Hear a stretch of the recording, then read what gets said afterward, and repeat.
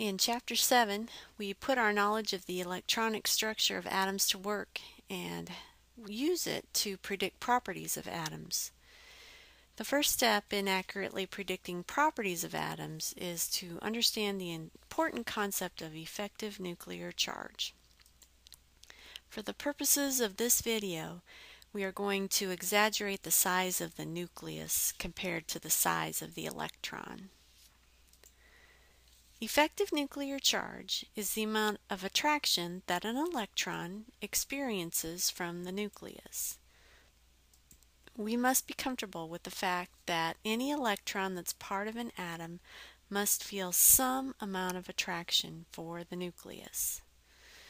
The symbol for effective nuclear charge is capital Z with an EFF subscript. Z stands for the atomic number or charge of a nucleus, and ZEFF then represents the nucleus's effective influence on a particular electron.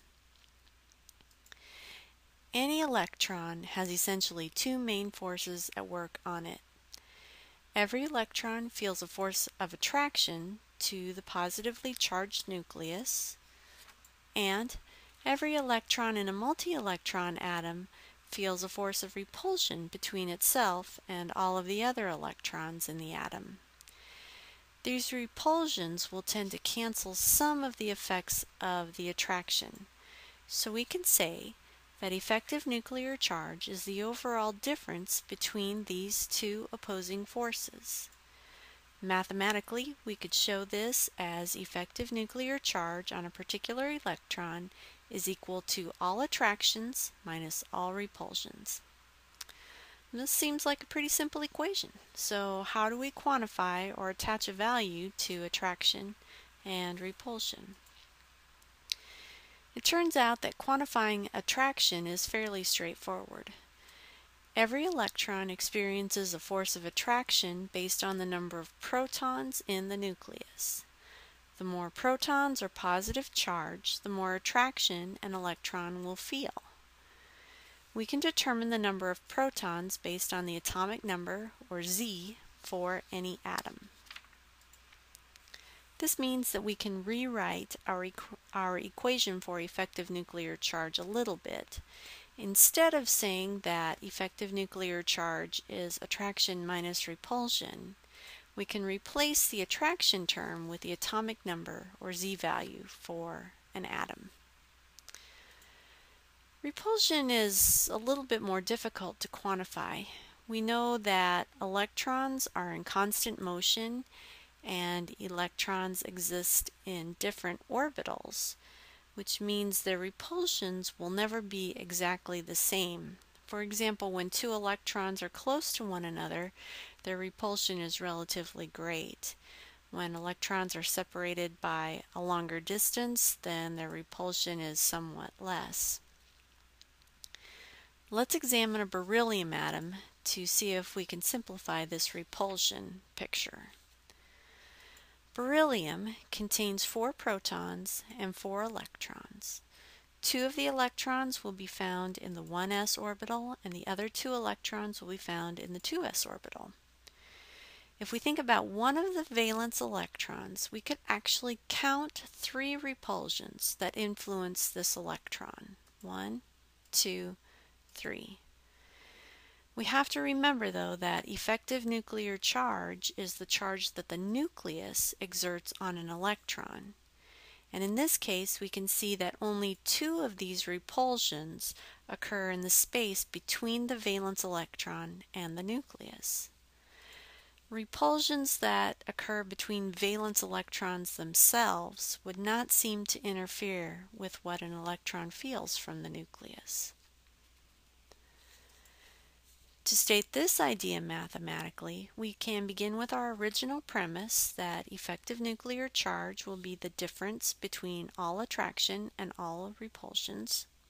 We've already determined that attraction could be measured with atomic number, and our repulsion term then can be measured by the repulsion between an electron and all of the core electrons that the atom possesses.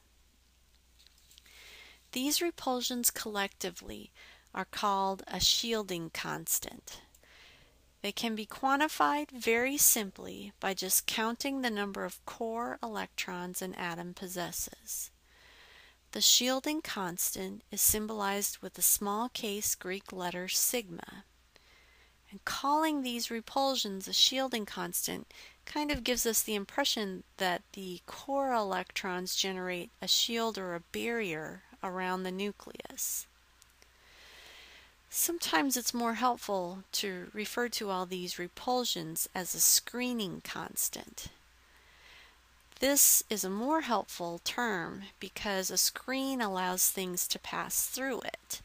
And we can think of the repulsions between a valence electron and core electrons as generating a screen around the nucleus that tends to reduce the amount of attraction that a valence electron feels. So now we have an equation to help us calculate an approximate effective nuclear charge. We can say that effective nuclear charge is the number of protons minus the shielding constant for any atom, or effective nuclear charge is equal to Z minus the number of core electrons. If we go back to our beryllium atom, then we can calculate the effective nuclear charge on a valence electron using this equation. Beryllium has a shielding constant of 2 based on the 2 core electrons. Our effective nuclear charge then comes from 4 protons minus 2 core electrons, and we arrive at a value of 2. This indicates that both of the valence electrons in beryllium feel a force of attraction from the nucleus that's roughly equivalent to 2 protons. We can compare this to the effective nuclear charge that's actually reported in our text on page 265, and we find that the value for beryllium is 1.91. Our equation came really close to the actual effective nuclear charge, but our calculated value was a little high. Let's run through 2 more examples using only our equation. We'll examine a carbon atom that has 6 protons and 6 electrons with the electron configuration of 1s2, 2s2, 2p2. This atom has 2 core electrons and 4 valence electrons. When we calculate the effective nuclear charge for one of the valence electrons, we arrive at 6 minus 2, or 4. The text reports the value for carbon as 3.14. Again, our calculated value is a little high. When we try fluorine with 9 protons, 2 core electrons, and 7 valence electrons, we calculate an effective nuclear charge of 7. The text reports this value as 5.10. And again, our calculated value was too high, and it almost looks like the equation is failing to accurately predict effective nuclear charge. Our high values are probably resulting from that shielding constant. Remember that the shielding constant is an approximation. It does not account for all of the repulsions that are possible in an atom, and it does not take into account the fact that some of the repulsions will be stronger than others.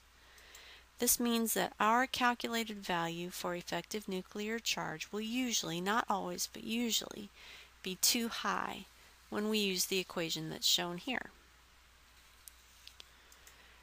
At this point, you should be familiar with the following things. You should know the definitions and symbols for effective nuclear charge and the shielding constant. You need to be familiar with the equations that are used to calculate effective nuclear charge, and you need to know how attraction and repulsion are quantified for a valence electron. You should also understand the limitations of these equations because we made some approximations. If you're familiar with all these things, you can take the video quiz over effective nuclear charge. If not, you can review the video. If you have questions, I encourage you to direct your questions to your instructor.